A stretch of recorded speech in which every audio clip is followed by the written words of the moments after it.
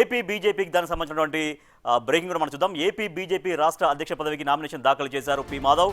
5 సెట్లు నామినేషన్ దాఖలు చేశారు. రేపు అధికారికంగా ప్రకటన వెలువడనుంది. ఇప్పటి వరకు ఒకే ఒక్క నామినేషన్ దాఖలైంది. దీంతో ఆయన ఎన్నిక లాంఛనమే అని చెప్పొచ్చు.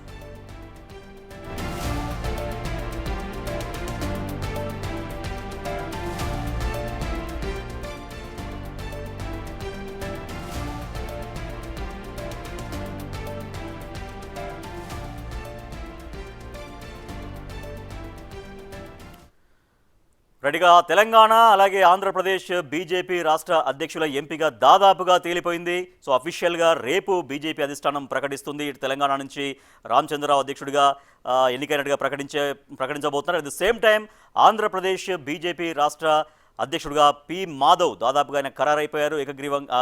ఒకే ఒక్క నామినేషన్ అయింది కాబట్టి ఆయన ఎన్నికల లాంఛనమే. మా ప్రతినిధి సాయి శంకర్ మరింత సమాచారం అందిస్తారు. సాయి శంకర్, ఏపీ బీజేపీ అధ్యక్షుడిగా దాదాపుగా పి మాధవ్ పేరు ఖరారు అయిపోయింది, ఎందుకంటే ఒకే ఒక్క నామినేషన్ దాఖలైంది కాబట్టి. సో పి మాధవ్ ఆయన ఎట్లా ఉంటుంది, ఆయన వ్యవహార శైలి కావచ్చు, రాజకీయంగా బీజేపీకి అందించిన సేవలు కావచ్చు, ఇవన్నీ ఎట్లా గుర్తించారు అనుకోవాలి?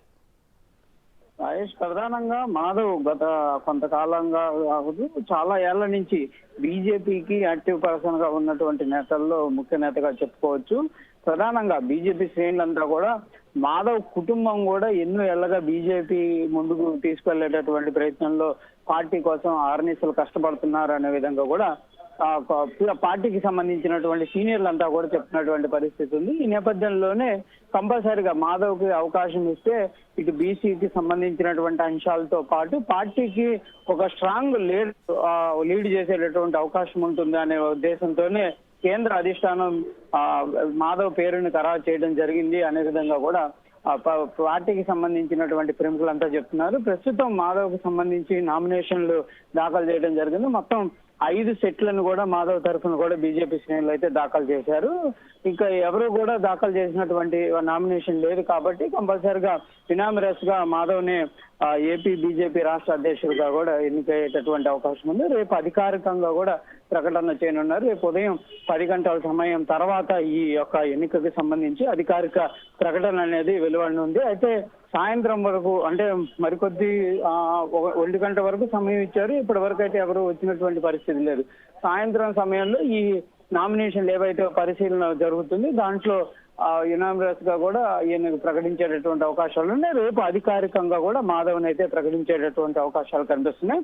కంపల్సరిగా బీజేపీ శ్రేణులు అయితే ఆశాభావాన్ని వ్యక్తం చేస్తున్నారు. రానున్న రోజుల్లో దూకుడుగా ఏపీ బీజేపీ ప్రజల్లోకి వెళ్ళడానికి మాధవ్ ఒక అధ్యక్షత ఆయన ఇది కంపల్సరిగా పార్టీకి ఎఫెక్ట్ గా ఉంటుంది అనే విధంగా కూడా వాళ్ళైతే చెప్తున్నటువంటి పరిస్థితి కనిపిస్తుంది.